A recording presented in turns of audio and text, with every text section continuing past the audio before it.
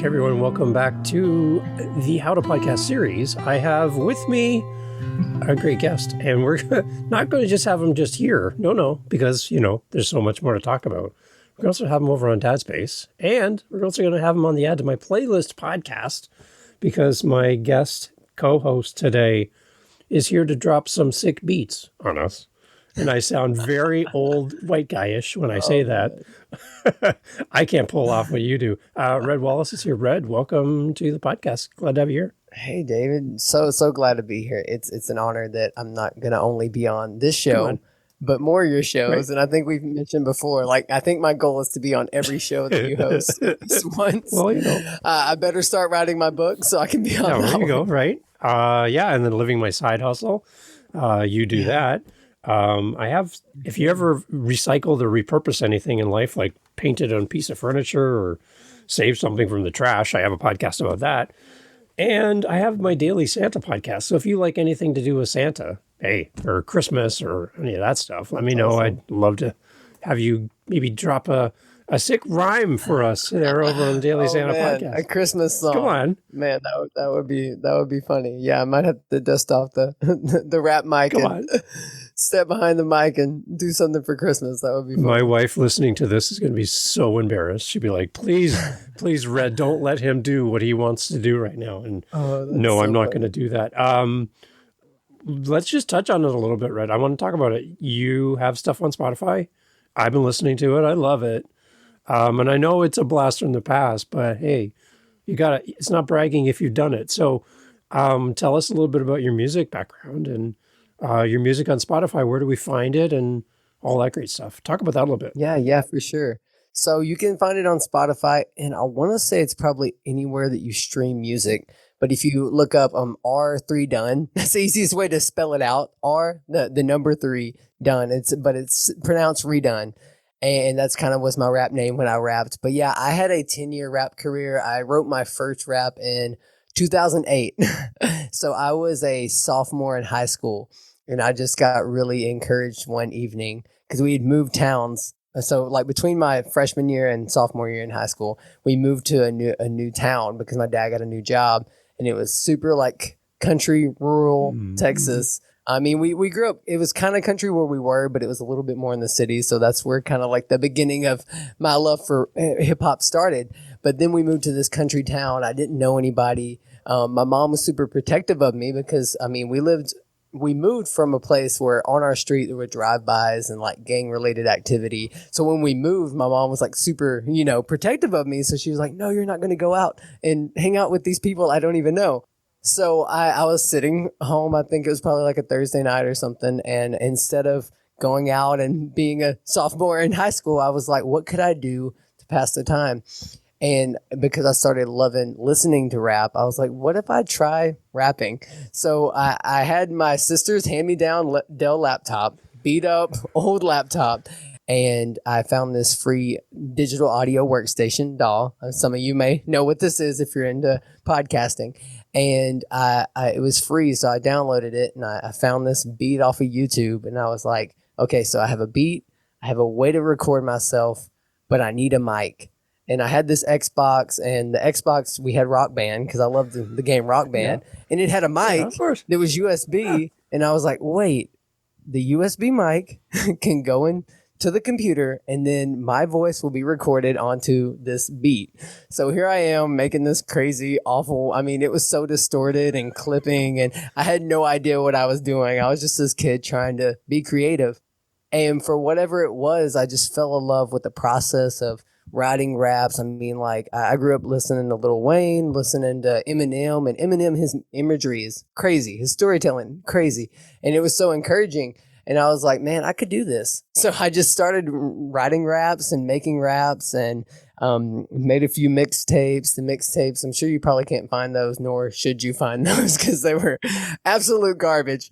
And then I just stuck with it because it just became kind of my thing. And it was interesting. And I was talking about it on my show recently, which I have a podcast, Better Than Best Academy. We'll talk a little bit later about that. But I was talking to a fellow former rapper that I had on as a guest, and he was saying something similar that I felt. for the first time, I felt when I started rapping, it was something that was my own because my family was really into sports. So, I mean, I played baseball since I was 4, and then I got into football when I got old enough to play football.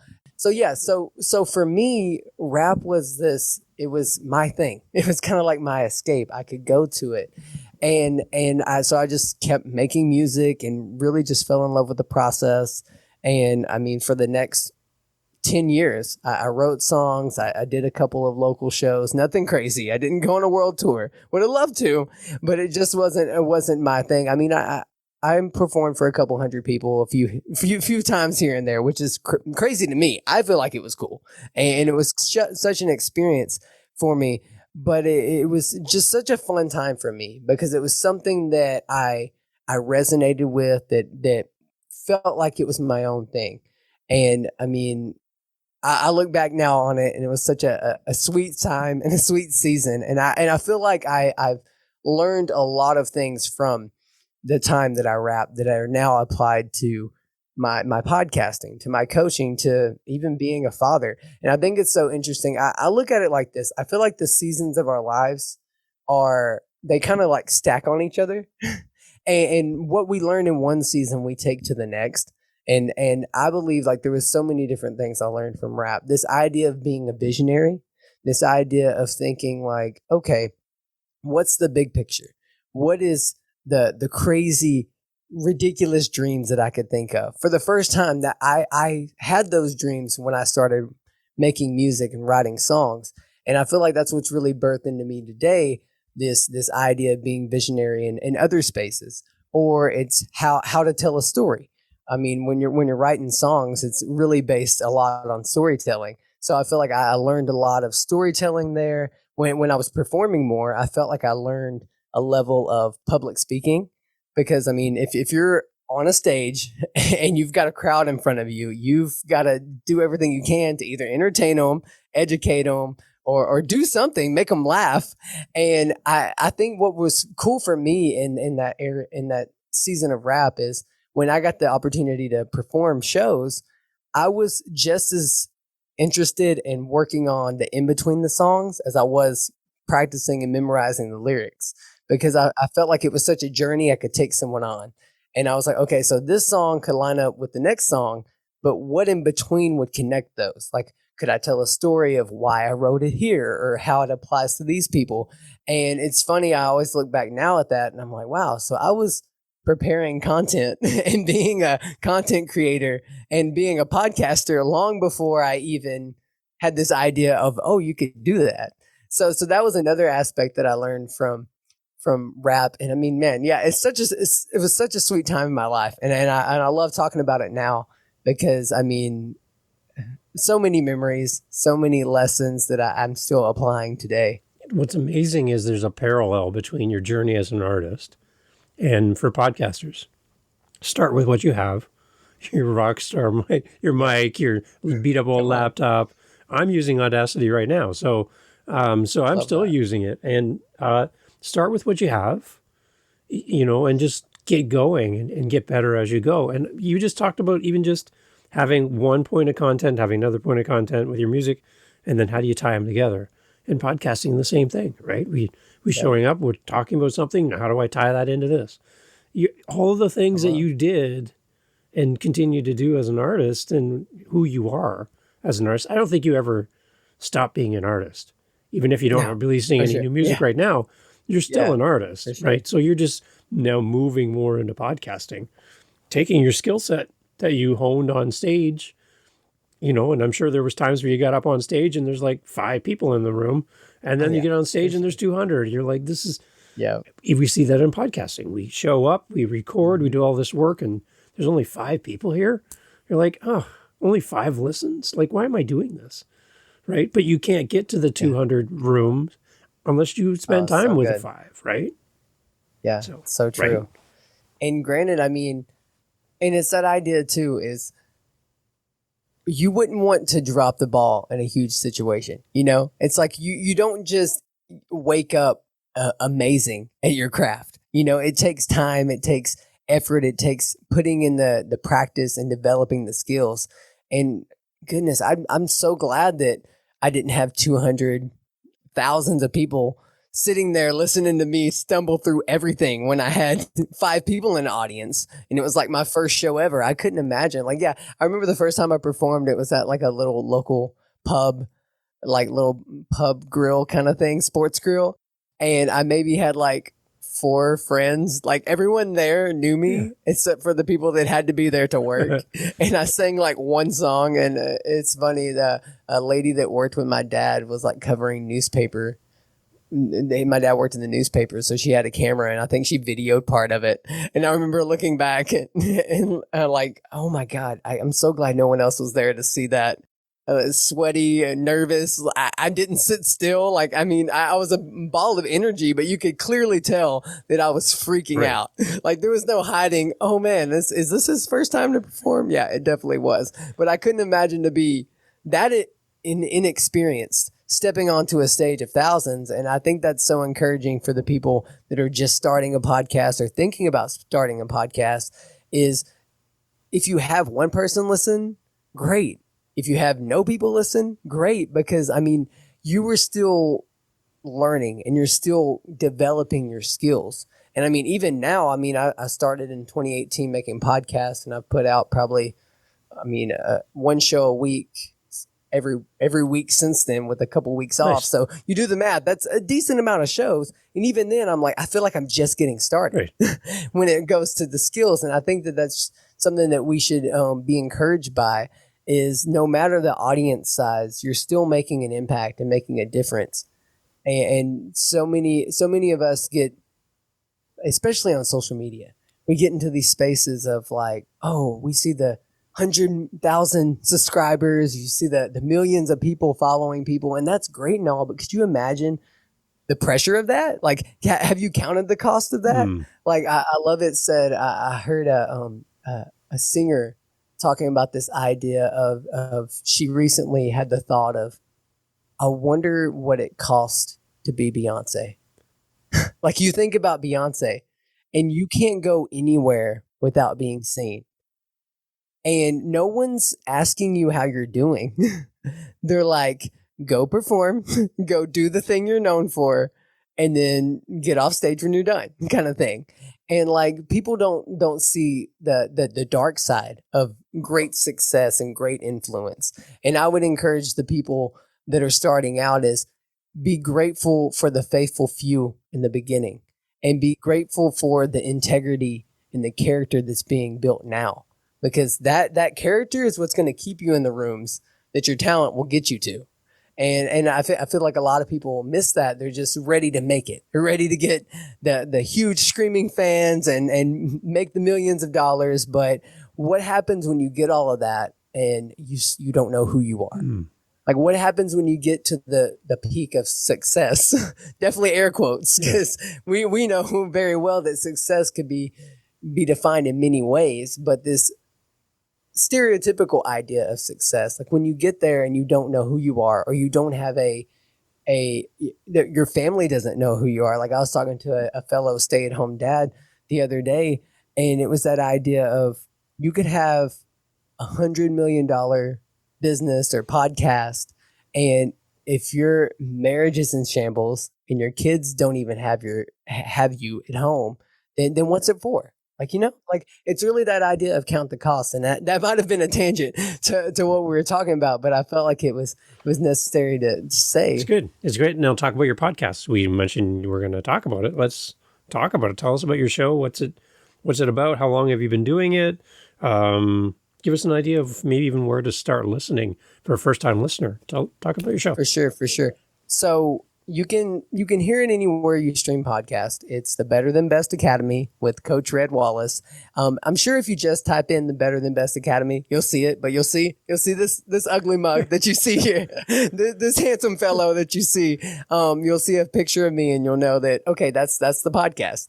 But yeah, and I started in 2018, so it's really interesting. When I felt led to stop rapping was right after I just started the podcast. And it's really interesting how it's like you step out of one season, step into another season kind of idea. But yeah, I got encouraged by a mentor of mine, and I was just working out one morning before work. And at the time I was working for a media ministry. I was doing video editing for YouTube. So I was starting to learn what it was to produce content and from behind the scenes aspect. And I was just working out, about to go to work, and I got a text from one of my mentors, and she sent me a podcast, well known, Lewis Howes. Yeah. He has Yeah. the School of Greatness, and she sent me his like 5-minute Friday, and it's where he has like a little motivational 5-minute podcast, nothing too crazy, but it's really encouraging. It gets you going. And she texted me that, and she's like, I feel like you could do something like that. And it's funny, I talked to her about it now, and she like forgets that she even mentioned it. And I'm like, isn't that crazy how like the important voices in our lives, you get ideas and send things to people and you don't even remember you birthed a whole a whole change in trajectory. But yeah, so I saw that, and I was like, I could write like a 5-minute audio message and put it out there for people. Right. I was learning how to do the back end stuff for the ministry I was working for. So I was like, yeah, why not? So it started just me. And I mean, me being Christian in faith, I really enjoy studying the Bible and applying it in a practical way to our lives to encourage us. So it started as just motivational Mondays. It was like Bible principles that will motivate you to conquer your week. That was literally just what it was. Super simple, nothing crazy, no bells and whistles. And it was like 5 to 8, 10 minutes tops. And I would just press record, and I would have music in the background, because obviously my music background. I was like, man, and sometimes it was almost like spoken word. Sometimes it rhymed, not intentionally. It's just, it was like the transition out of being a rapper to being more of a speaker. And it was like this really interesting integration of both. And I did that for a while before I even got the idea for video. And then I'd say it was probably the end of 2019, early 2020 that I made a few video options. Good. And I mean, I'm surrounded by quality, when I was working for this ministry, quality video setup. And I was like, cool, I can use one of those cameras. Like, probably should have asked permission before doing it. But like, I'm in there after hours. Like, I mean, I recorded one of my main albums in my office at that ministry after hours, because it was soundproofed, because I was doing a lot of video editing and I had the mic set up. And I was like, man, I'm going to capitalize on this. And so I did. And it goes back to being resourceful with what you have. Yeah. Granted, sometimes, I probably should have asked permission. Thank you. Yeah. Thank you. If you're listening, thank you so much for providing that space for me. But the flip side and the dark side of that, though, is like I was a part of this really well polished, put together machine, I guess you could say. Because I mean, when my former boss would record videos, I mean, she was on TV, Daystar TV, and we had a 3-camera setup, teleprompter, studio lights. We had the whole setup. And coming out of that, and when I felt led to quit that job, be a stay-at-home dad, and really try to still make the video podcast happen, I had my phone, I had Zoom. Yeah. Like my quality was not nearly at a perfectionist standard. And that was kind of I'd say one of the challenges that I had to get over. But then I heard a great, I think it was Think Media, someone on YouTube that helps people start their YouTube channels. And it was that idea of just getting started and that idea of a low barrier of entry. Mm-hmm. And I mean, I feel like even more so as technology has grown, you can start a podcast with literally your phone. Right. Yeah. Like if you have a decent phone that can do a voice memo, boom, there you go. Yeah. You have an audio podcast that you could record. And then there's a ton of sites out there that you could get hosted on. Like, I mean, Spotify for podcast is a great, it used to be anchor.fm. Yeah. That's what I use to host mine. There's Buzzsprout. There's a ton out there. I won't get too deep in the practicals. But yeah, like, and it's that idea of just getting started for me. Now, granted, thankfully, we're using Zoom. I use Zoom as well for when I do interviews. But now I use what I can. Like, you notice I have a kind of a weird green screen, or you notice that my phone camera decided to have some technical difficulties. Normally it doesn't. And when I'm not recording off my computer, I'm recording straight from my phone. But I'm using what I have. Yeah. Like I have an app on my phone. When I do solo podcasts, I really try to script them, because if I don't script them, I'll go way off the rails. So I like to stick pretty much to the script as much as I can. And I found an app that has the teleprompter on my phone, and it just rolls right by the camera, and it's close enough where you can't tell I'm reading. And thankfully, through a lot of practice, I've gotten a lot better at, hiding the fact that I'm reading a script. But it's that idea of, just using the resources you have to get started, I think is such an interesting thing. And it's a bit of going a different route from explaining my podcast, but essentially now my podcast is mostly on YouTube. As when I went to video, you can still find it on Spotify. You can still find it on Apple and everywhere that you stream podcasts. But I usually put out a video a week. It's on Fridays for the most part. There was a while there where I was doing 2 videos, and then just with life and the way things are 2 podcasts, 2 episodes. But for sure, you're going to get one episode from me a week. Probably on a Friday. If there's 2 episodes, there's going to be one on a Wednesday. But definitely you're going to catch me on a Friday, and it's either going to be an interview, a longer form video with a guest. It's not like an interrogation like you mentioned. Yeah. I'm very similar to when I have a guest. It's very it's a conversation. It's free flowing.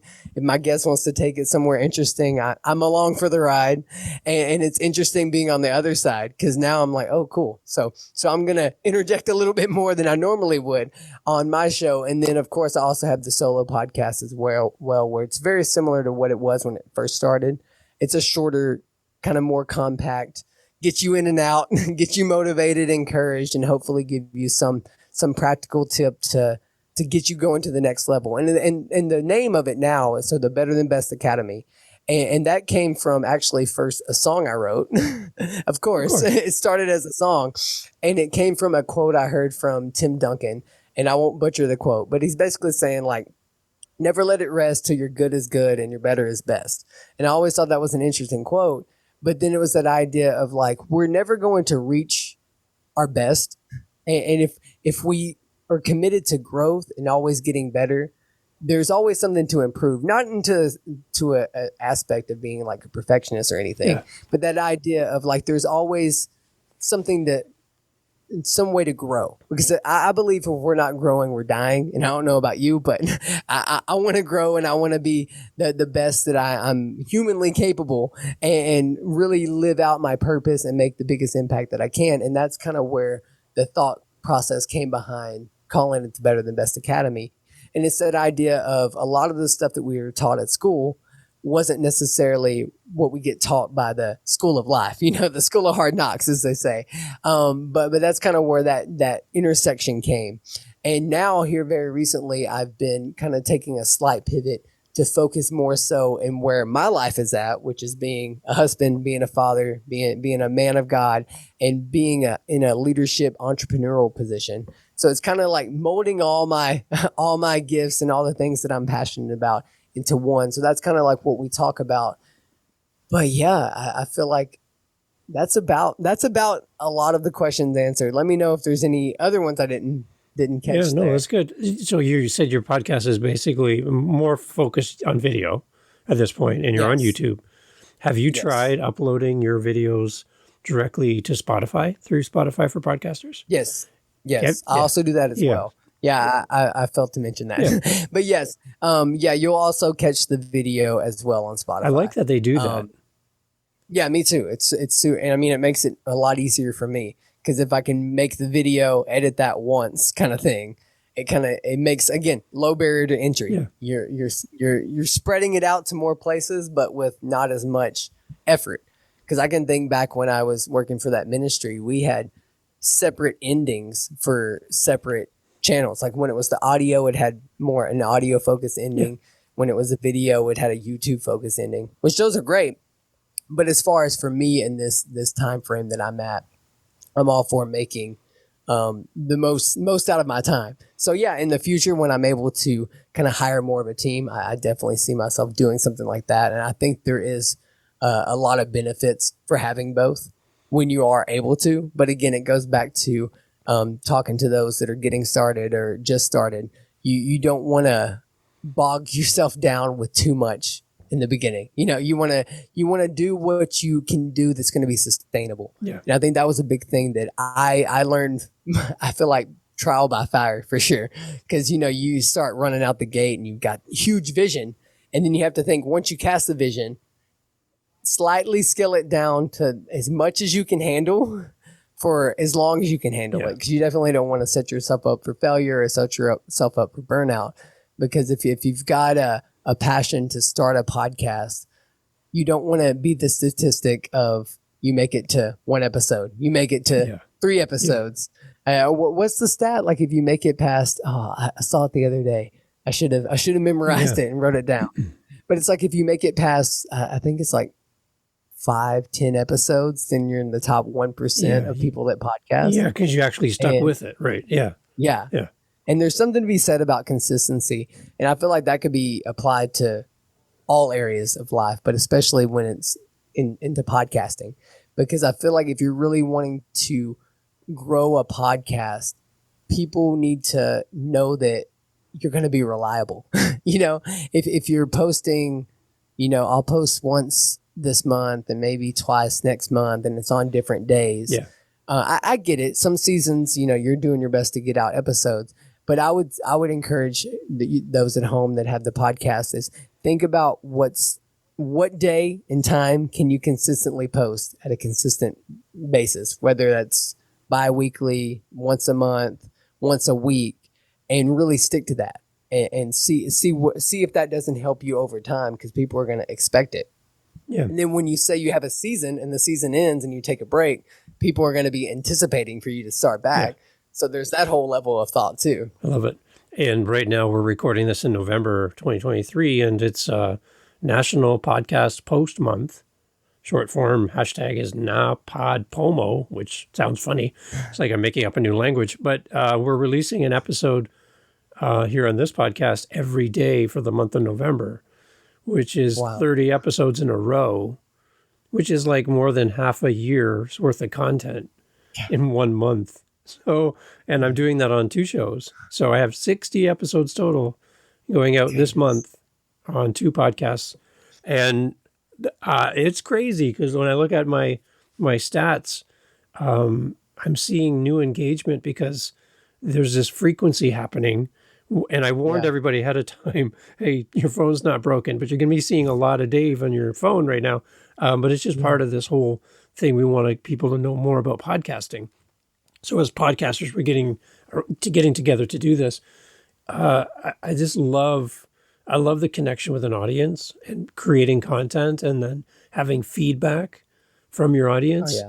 For me, on my howtopodcast.ca website, I have a little speak pipe icon, and you can leave me a voice message right on my website. And then I get these voice messages emailed to me. I can download them or listen to them. I can respond as a voice message back and have a conversation with my listener.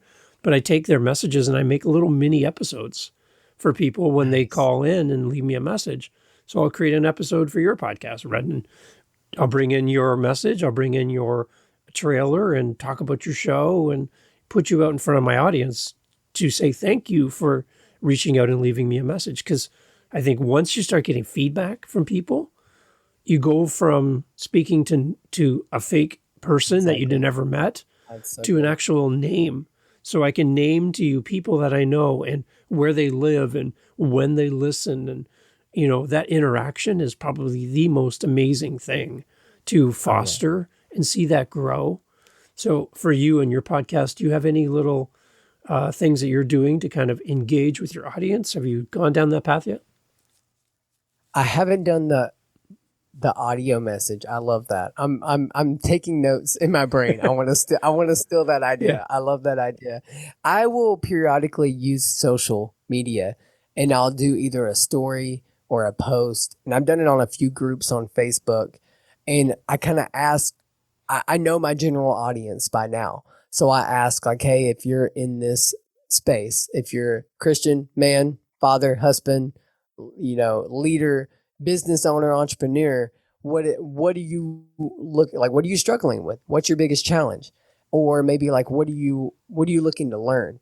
And asking an open-ended question there, or I'll ask it on my socials, on maybe a story on Instagram, and getting that feedback. Or I'm in a few other groups and I've asked. And the moment you get that feedback, then you've got, like you said, you've got content ideas that are no longer just you throwing spitballs at the wall, hoping something sticks, throwing spaghetti noodles at the window, thinking something's going to stick or something. Yeah. And now you have some tangible market research. And as I've learned a lot with, my little bit of my background of marketing and social media is that idea of you want to have that feedback loop. And if you can constantly be getting, like for me with my coaching program, when I first started, I did free work and I'm like, let me coach you for free. And in exchange, make a video and tell me what you got from it.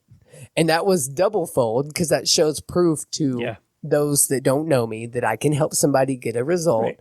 But two, that also gives me proof of, because I would also ask them what could be improved, what could be better. Good. And then you're like, you've got that feedback loop to then reiterate what you're doing. And the same can be done with your podcast. It's like, okay, so I put out this episode. It was about time management, but I didn't just throw that out of nowhere. I asked entrepreneur dads what was their biggest struggle currently, and like 3 or 4 of them said time management. How can I manage my time effectively to be able to be there for my business and for my family? And I'm like, perfect, now I got fuel for the fire to help someone. Because ultimately when it comes to podcasting, like, obviously the conversations and the stories are great, but there's that level of using the technology we have to our advantage to help someone. Because in my thought process, and even when it comes to creativity is problem solving at its core. Like, you even think of a great song. A great song is going to provide you with something, right? Like it's gonna captivate you. It's going to give you this idea of intimacy, this idea of progress, this idea of meaning. And when you can think of what you're doing, making your podcast from that angle, it really opens up a way for you to grow your podcast that in a way that's actually impacting people. Because like the YouTube search bar, the Google search bar, like that's our friend. Because I look at it as when we search in there, and you can even be your own first listener. And what are you searching for when you go to Google? Like when you have a question, you usually Google it, or you hop on YouTube, or now you hop on TikTok and ask questions and people have answers there. But you notice if you search those things and you see there's a common theme, like I noticed there was a common theme of a lot of entrepreneur dads needing help with time management. So I was like, let me make some content on that.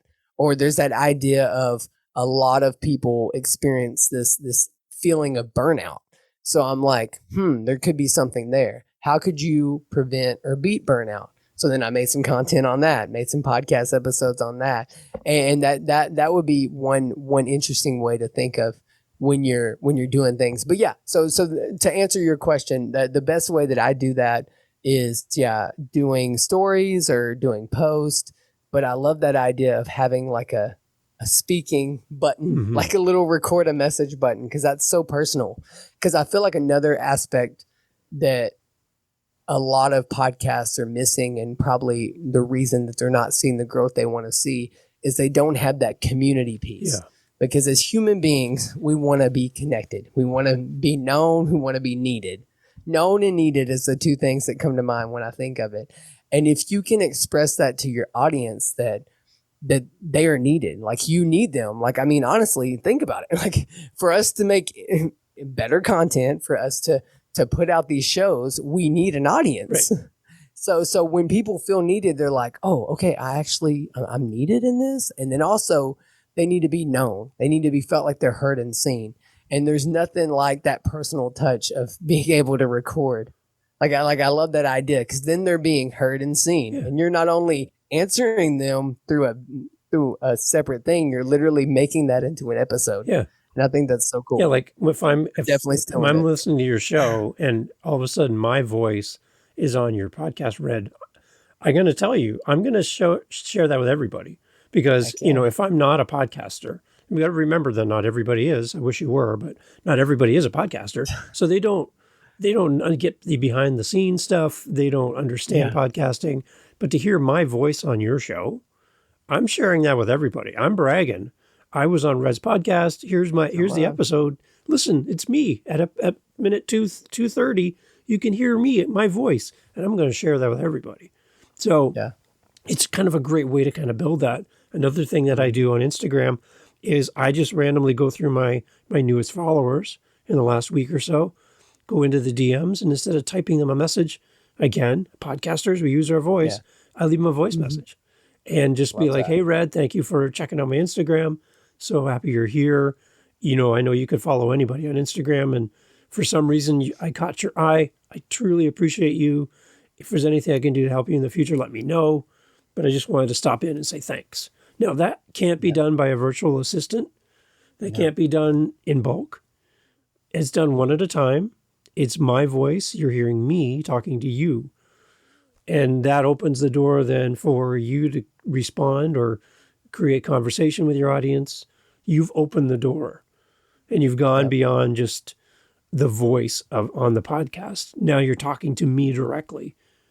That's like so cool. And I think we have to realize that our listeners are a little bit skeptical that we're going to do what we said we're going to do. So I know it took me many episodes of saying, leave me a voice message, I'll respond. And some people have said, you know, Dave, I heard you say that over and over again. But I thought when I heard you, I'm like, yeah, this is all just talk. He's not going to do it. And then it's finally like I annoyed them enough by saying it so often that they finally said, okay, fine, all right, I'll do it. But I have zero expectation he's going to respond. And then when I respond, and then I create an episode for them, and then I start talking about them on my show, it's like, he's a real person. Like, this is a real person. And that skepticism is alleviated and removed. Because how real are people on social media? I don't know. I don't know, but I mean, especially now with AI, they're literally making videos of humans talking, and you're like, wait, what? Yeah.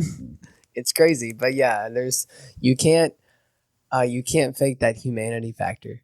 And I love that. And that's so true. And I feel like that's what we as a society in general have been heading towards, that idea. And I mean, I've made it such my own personal mission to be authentic and to be vulnerable, especially as men, because it's not talked about. When I mean, there was a whole generation of men that felt like they couldn't be vulnerable and truly show themselves. But I feel like, and just that whole idea, because I grew up on Instagram when it was like filters and photos of your food that was like ridiculous. And then there was this shift when TikTok came, where the next generation wasn't really worried about the polished. And they were just like, I'm just going to be real. I don't have makeup on, you know, and girls are like rolled out of bed and they're just talking to the camera. And it was just such a shift. And then we go into this crazy pandemic lockdown, and people had no choice but to show up on Zoom in their PJs. Yeah. And it's like, it's so interesting to me that like we almost had to like peel back all these layers to get to where we are now. And as we rebuild, we have that opportunity to be as connected as we've ever been. But that's not going to happen if we don't take those extra steps of being human and not being afraid to be like, you know, sometimes my camera messes up, you know, or sometimes the kids barge in. Like I've had some episodes where I was literally taking care, like I've had to feed my daughter a bottle once on an episode, and I'm like, this is real life. It's not the most professional, and I'm sorry, but this is my life and you're along for the ride. So thank you for being a part of this. And I think there's such a beauty in that, to see that, oh, we're all human. Yeah.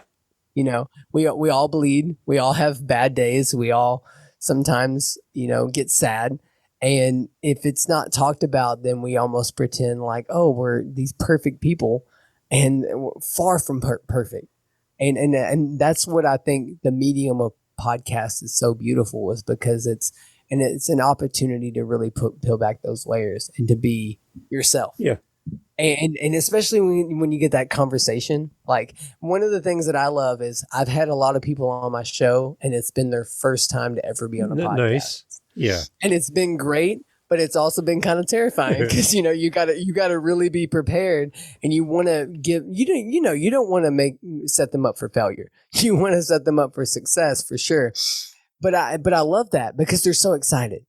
They're like, I've never been on a podcast. This is so cool. And I'm like, well, I'm so glad I'm giving you this opportunity. and they're gonna share it like crazy. Cause I mean, like who isn't excited to be on a podcast, even if they're like, I don't know what I'm saying, what's going on. And I'm like, it's okay.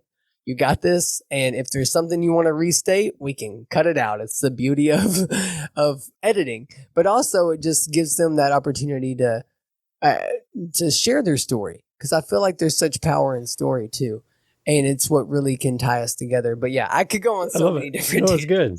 What's one thing that one result or something that's happened for you because you have a podcast that you would never have experienced had you never had a podcast? Anything happened for you, or you're different, or an experience has happened because of your show? I would say when I started interviewing people or having conversations, you could say, I feel like I saw such a eye-opening experience because a lot of my guests weren't from where I was from. So it was really cool. Like, I mean, I'm from the US and I was having all these guests from overseas. I had a guy from the Netherlands. I had a guy that's out in Sri Lanka. And it's crazy to think of technology is allowing us to have a conversation in real time over crazy time frames. There was a guy that I worked with that was from Egypt, and learning different cultures, seeing different backgrounds really opened my eyes to the humanity of the world and that it's so much bigger than we think. Because, you know, it's so easy for us to get into our little bubble. Yeah. And especially when we have algorithms that are curated to exactly what we love. And just hearing different perspectives was really refreshing to me. I would say that's been the biggest thing that I've gained in the last year or so of having these interviews and these interesting conversations with extraordinary people. That's the way that I like to say Yeah. it. Because, I mean, I've had such cool and friendships that have birthed from it, like business ideas that have came from it. Just and being able to almost connect dots and connect other people. Because I'll have, like, say I've had someone on there that's really into video editing, or I've had another guest that's really into graphic design, or maybe it's just an artist. Because at first I was really focused on.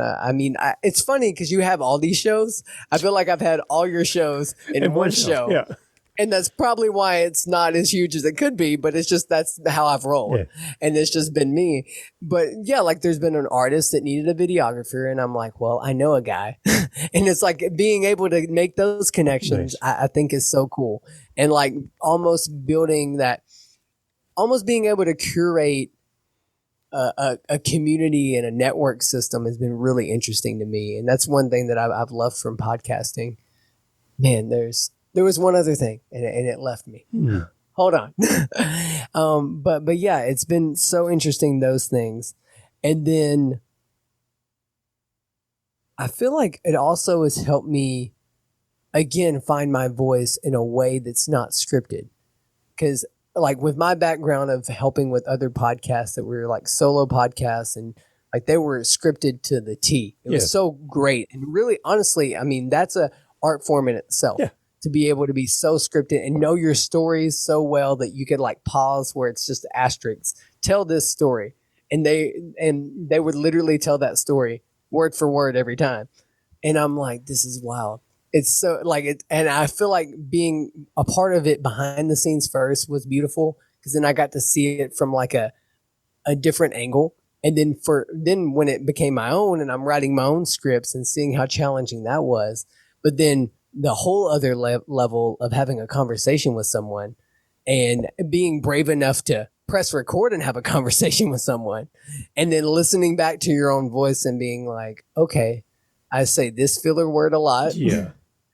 I say I love that, even though I might not have loved that. It was just kind of like, you have, and you listen back and you're like, okay, I can improve in this.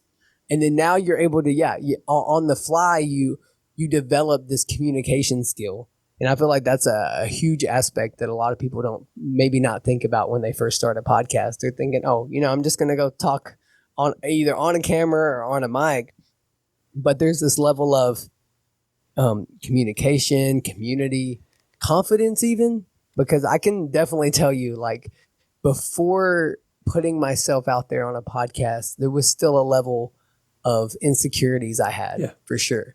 Because even being a rapper and being on stages, there's like a level of intimacy that comes from just speaking. Yeah. And Yeah. I think that's why in the beginning it was over an instrumental. So like I felt comfortable but then now it's like, yeah, just let's have a conversation. Well, Yeah. what's the worst that could happen? That would be, that would be what podcast is, what I've gained from podcasts. But I'm sure there's a few more I might be missing. The one thing that I didn't anticipate as a podcaster is the level of connection and the fact that you can talk to people and connect with people around the world, like you talked about. But two of my guests on other shows I've had on and built great relationships with, these are older gentlemen, and sadly they're no longer with us anymore due to health and stuff. We've lost them. But I have the video of our time together. I have their podcast episode. I can go back anytime I want and re-listen to the wisdom that they have at that point in their life. There wasn't a health issue at that point, all that, right? And I'm also able to give that back to the family. You know, here's me with so-and-so. I just wanted to give this back to you so you have this video of your dad, of your husband, of your brother. I had a woman on who lost her home in the fires in Lahaina in Hawaii. And I have probably the last video of her inside of her house, that she doesn't have a house anymore. So, but I have the video because we recorded it just weeks before that happened. You know, and I'm like, so like not even a thought when I hit record and meet with somebody that we're capturing a moment in someone's life, and I can give that back to them as whatever I have to give them, I can give it back at least.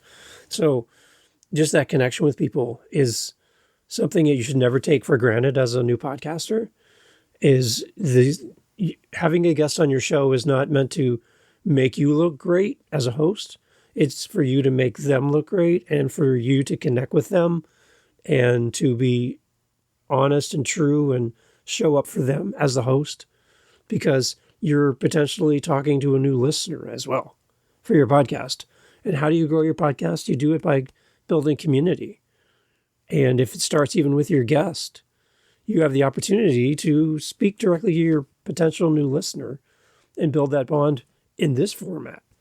So as I see people like paying for listens and all this stuff going on in the background, why don't you just have great guests on your show and build a relationship? Right? It's so true. And it might be a longer route, but it's a much more, it'll last longer, I feel like. I've always had this theory of building a great foundation, because I've seen so many people that rise to fame like overnight, overnight success we hear, and then they crash and burn from a scandal or from just the system gets to them. Yeah. And then I've seen people that it's like the iceberg theory. I'm sure you've probably seen the photo. It's like the iceberg is like this big at the top, but all underneath is this huge system of foundation underneath it. And I feel like if you, as a podcaster, honestly, any creative endeavor, music, writing a book, any of those things, if you're really committed to mastering the basics and building a foundation that is so much more than just the hard skills, because I feel like that's a huge thing too that podcasting has taught me, is those soft skills, like developing the ability to listen, not to answer, but listen to understand, developing the empathy to like feel when someone is experiencing something and like walk with them instead of just like stand there awkwardly when someone's crying their eyes out. Right. And yeah, there's like, don't take that for granted. If you're getting guests on your podcast, don't ever take it for granted. Cause like you said, that's such a beautiful sentiment that you have literally maybe the last conversations of some of these people, and you're able to gift that to their family, or they can share with that. And then you can glean from the wisdom that you received from it.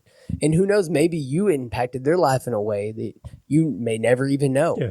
And I love that idea. And that's another thing. It's like being in this coaching space as well. One thing that I've enjoyed doing, especially earlier on, was I would ask people. Obviously, it's a brave move, but I would be like, come get a free coaching call. We're going to record it. It's going to be a podcast. So people can see, like, my goal wasn't to make myself look great. My goal was to genuinely help them. Yeah. We were just going to record it and let the people listening be a fly on the wall. But then through doing that, the way that I helped them and them being brave enough to be helped in public helped others. Because maybe the person listening went through a similar situation, and then they're able to maybe get advice or think of things from a different perspective that they had not thought of before, that they wouldn't have gotten from just me having a guest that I'm like, oh, this guest has got this many followers and done all this, so they're going to make my podcast grow. Yeah. And like, that's cool and all, and that you might get some extra listens that way, but where's the substance? And that's one thing that I feel like I've really tried to make myself stand out in my podcast is when I do have guests on. And I mean, I have been blessed to have guests that have fairly large followings on TikTok. There was a guy that was on my show. He had like 1 million followers on TikTok, and I still don't understand why he wanted to talk to me. And I couldn't fathom that. Like, I still can't fathom that. And I didn't. And the key for me was when I had him on my show, I didn't treat him any different from anyone else. And I told him, I was like, I understand you've got a following, and I don't want you to think that I'm trying to fangirl this thing. And I asked him probably the questions he never gets asked, because he usually gets asked the questions of, how'd you go to 1 million followers? What's your strategy? And I asked him about him and his story. And I mean, we're still kind of connected. I need to reach out to him. It's been a while since I've talked to him, see how he's doing. Actually, now that I mentioned that, it made me think of it. But yeah, and and I feel like that's what's going to really build longevity in those that are out there wanting to grow a podcast and how to podcast is, if you're in it for numbers and if you're in it to get rich, maybe think about the impact you're making first. Maybe don't get so blinded by the vanity metrics of millions of downloads or millions of views, and focus in on, like, how can I serve the person in front of me? How can I be fully present in the conversation that I'm having right now? And just see what happens. And then, come back, report to both of us, Dave and me, and be like, hey, I took that advice and I've made the wildest connections with people, and like, your life will be changed radically, opposed to, you're striving and you're trying so hard to manufacture this growth, when the growth will be a byproduct of you becoming the person you're supposed to be. Yeah. A podcast is a platform. As a musician, that's a platform. And you mentioned early at the beginning of our conversation who inspired you musically. And, they were inspired by somebody else when they were young. To think that there was somebody listening even today that listens to your music and they're like, Redone was the one thing that changed their life or gave them focus or made them want to become an artist. Like, how shocking is that, to know that your music that you write for yourself and you get out there and perform it and you try to grow community, there's somebody with their cheap microphone, their beat up laptop, trying to replicate what you've done. And you're that person for them, that if they could meet you and have this opportunity, they would freak out. I can't believe you're on my screen right now.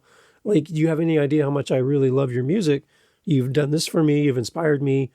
And whether you're a musician or a podcaster or whatever, there's people that really look up to you as a leader. So we need to make sure that we live to the expectations of our audience and that we present ourselves as real humans. All of our struggles and all of our wins, but show up for our community in a real, tangible way, because people are looking to us and shaping their future around our story as well. So it's got to be weird to know that there's somebody listening to your music going, I would love to talk to this person. That's got to be, or even our podcast. Right? Yeah. Yeah, it's crazy. It's like, yeah, and even being, it's been beautiful to be a guest as well because I was on a podcast recently and the guy reached out to me and he said that there's a guy that listened to that episode that was so inspired by the conversation that he shared it with his like his boss or something, and I think they were in Australia, and then like they shared it with their group in a C-suite, and I'm just What? like, I may never meet these people, Yeah. but the fact that one conversation, these two stay-at-home dads that just enjoyed podcasting and former rappers just had a conversation about being vulnerable as a man, and it's changing people's lives is yeah, it's huge, and those stories will be they're always like that's what makes it worth it to me.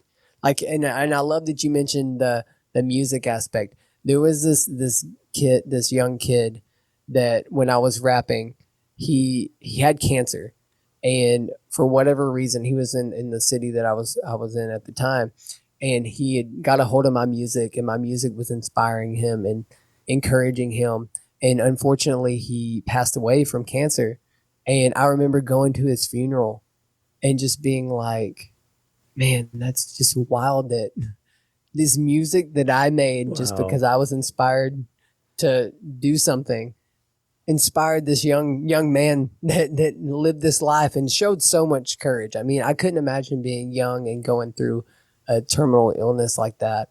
And I mean, thinking of it today, I'm just like, wow, it's just wild. Or I think of another guy that I know, his name's Scott, and we're still connected today.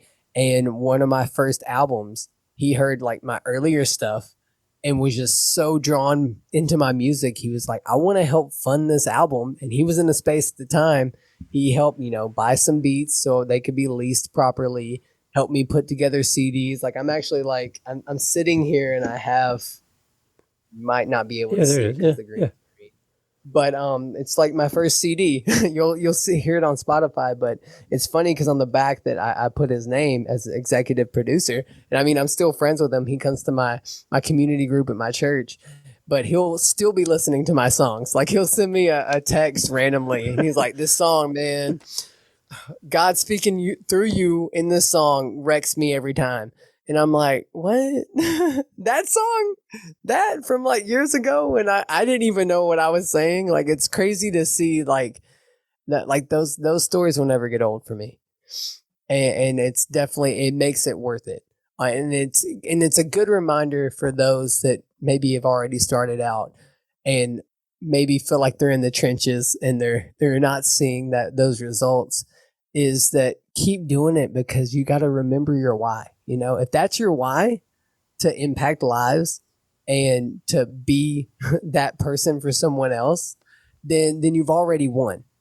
And when you have that perspective and you have that mindset, then everything from there is just it's just a bonus. It's like it's a byproduct of the impact that you're making. And oh, dude, it's so good. Okay, Fred. So, where are we going to find your podcast? Give us all the stuff again, so we'll include it in the show notes, Perfect. obviously. But then you are going to come back for Dad Space. You are going to come Yes. back, and we're going to talk and have you on the Out of My Playlist podcast. So, there's more opportunities to connect with you and know Sure. more, peel the onion back a little bit more Yeah. about Red Wallace. But again, where's your podcast? What do we do? Perfect. So YouTube, I think YouTube does ads like just like YouTube at Better Than Best Academy will be the easiest way to find me. And again, you're gonna see my face. Try to make the branding easy, especially if you're visually watching this podcast right now. You're gonna see that this guy so cool. I found the right one. But yeah, they'll be in the show notes. But YouTube at the Better Than Best Academy. If you want to follow me on Instagram and TikTok, that's at coach.redwallace. So yeah, there's the dot between the coach and Red Wallace, and then that's on both Instagram and TikTok, and then Twitter, now known as Yeah, X. Twix. Yeah. At C the letter C Red Wallace. You'll find me there, and I'm fairly active on X and try to be as active as I can on all these socials. But you'll definitely be able to reach out to me there if you want to send me DMs. I'll probably answer the most on Instagram as far as when it comes to DMs. And then, yeah, and the podcast on YouTube, Better Than Best Academy with Coach Red Wallace, Spotify, Apple, everywhere you stream podcasts, you should be able to find it. If you can't, let me know and I'll figure out how to get it on there. But I'm pretty sure we're at most of the places. And until I have some exclusive deal or my own app, There you go. which would be so cool. We'll cast some vision there one day maybe, and I'll have all my favorite podcasts on an app that I've developed. But who knows? Wow. Yeah. That's out of my mental capacity right now. But I'm seeing it done by a few people, and it's inspiring me for sure. Amazing. But yeah, so and then if you want to get to know a little bit more, because I do offer one-on-one coaching for men. I mean, it's targeted specifically for men, but of course, if you're a woman and you want to be coached and inspired, you can go to thebetterthanbestacademy.com. And from there, you're going to see a little explainer of what it is to be coached by me. But I do that as well. And that's something I'm encouraged to build. And I'm really inspired to, help men become better fathers, better husbands, better Christ followers, better leaders, all those things. I definitely have a heart to help men embrace their tough and tender. And meaning that is like a lot of times we feel like we can't show emotions or we can't be vulnerable. Yeah. But I want to encourage men that vulnerability is a super strength. And we can, we'll have to have a whole nother podcast about that one day. But yeah, as far as finding the podcast, Better Than Best Academy, anywhere you stream things, YouTube, and then following me on IG and TikTok at coach.redwallace. If you want to just go to the website and get the most information from the coaching, it's betterthanbestacademy.com. There we go. Red Wallace. And if you need somebody to drop a sick beat, to quote Taylor Swift, Red Wallace is there for you. So, hey, thanks for being here. I really appreciate it. Looking forward to having you on the other podcasts as well. Yes. We're checking the first one off of 7, right? I'll just make another one after that. We'll just keep going. Awesome. Perfect. I love it. Yeah. We'll just make our own podcast together. I love it. Red, thank you so much. For sure. It's so fun. Pleasure.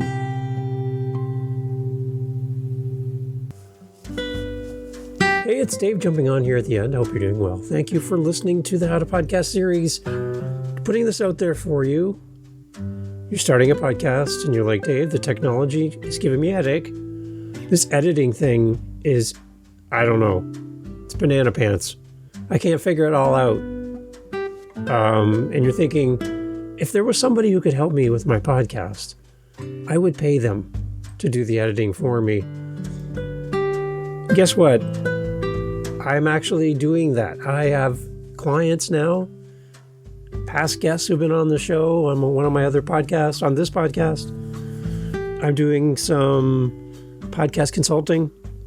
I'm doing podcast editing. I'm helping with people launching their podcast, getting it, all the technology stuff, all getting your podcast in all the players, helping you with your YouTube channel, your website. Oh, it just goes on and on. It goes on and on. And I would love to help you. So instead of going to Fiverr or Upwork, I've been on there. I keep trying to get on for jobs and nobody's paying attention to me. And I need attention. I would rather work with you as a listener of the show. So here's what I'm saying. Go to howtopodcast.ca, leave me a voice message, tell me what you need, and let's work out something that works for you and your budget. And if you need full service or you just need something quick like a drive-through type service, I'm there for you. I got you. And if you like what you hear on any of my 7 podcasts, I can do that for you. I can. And I'd love to work with you because you are amazing. And I'm there to help you, whatever you need. howtopodcast.ca. Reach out, let me know what I can do to help you with your podcast. Thank you for listening. Catch you on the next episode. Take care.